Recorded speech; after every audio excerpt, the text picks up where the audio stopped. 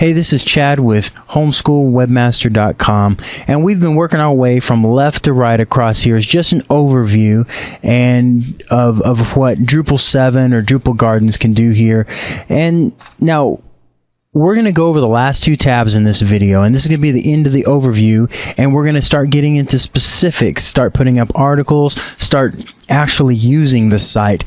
And as I'm going through this, I'm thinking, man, maybe it's a little draggy, a little boring as far as we're just going over technical stuff. And I realize there's a lot of technical stuff here, but we'll get into more interesting putting up your content, start making your site look awesome here in the next series. So stick with me here on these last two, and we'll look at the configurations first.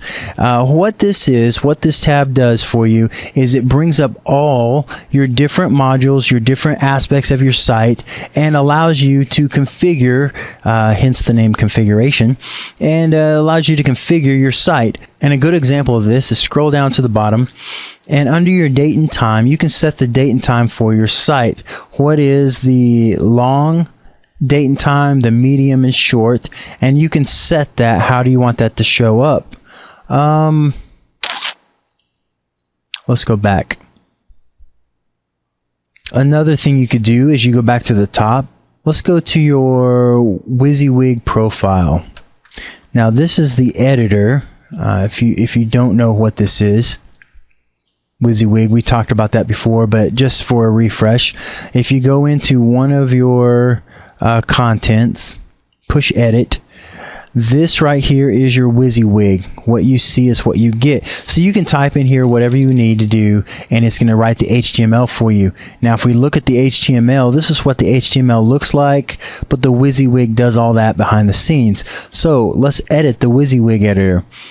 Under your safe HTML, and what that is right here, you have safe HTML, plain HTML, filtered HTML, and full HTML.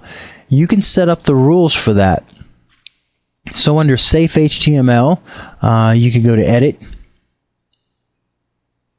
and you can set up the basic setup of all this. The buttons, which buttons do you want to show up? Do you want the cut button on that? And then the editor appearance, and you can even clean up different ways, and finally your CSS. I'm not going to go deep into that, but those are settings you can set for your WYSIWYG profile. And there's 4 different profiles sitting here, and you can assign different profiles to different editors. Like your blog editor, you may want full HTML or filtered HTML, but just a normal user, you may want to do safe HTML. Someone that just signed up is writing a comment or something like that.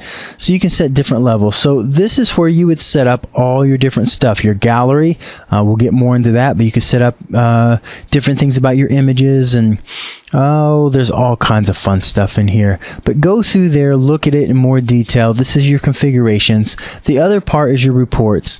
If anybody ever says, well, how's your site doing? Well, you could come here under reports and look at how your site is doing. Top page not found errors might be a good report to look at, and it's saying here that general discussions couldn't find it once, new, and you can go in and fix this. Why is there a link on your site or something that's linking to the wrong place, and you could fix that right there. You've got your status report. Let's take a look at our report here.